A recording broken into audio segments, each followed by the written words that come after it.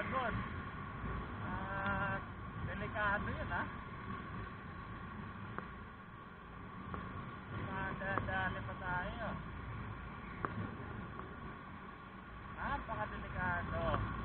Nag-stick yung preno or natanggal yung kadena. Hindi ko na kaya talagang alerto. Tingnan mo, napundol siya nung nakasunod sa kanya. Ay, nako. At nabubundol ko rin. Nakaw, buti na lang. Nakaiwas tayo at may preno tayo.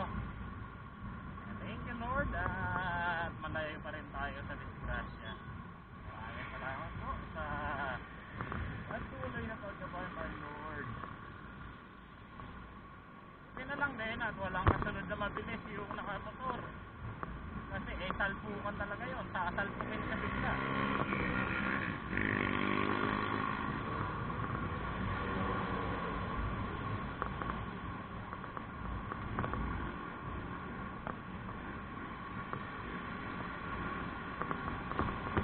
Bilang hindi umikot yung gulong sa likod. Nag-stick bigla. Okay, di rin natumba. May angkas pa naman yung nakabangga sa kanya.